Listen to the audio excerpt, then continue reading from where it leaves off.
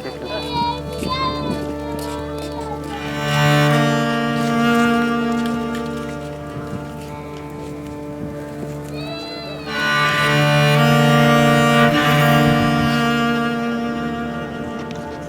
geldik Döwletabatdan, Kuroş Döwletabatdan, Faryapdan. Bizler mana Türkmen, bizler näme Türkmen musulmandan bizlere bir tane habar alan ok, ne hükümet alan, ne paşamız alan, ne ketdemiz alan, ne kiçimiz alan.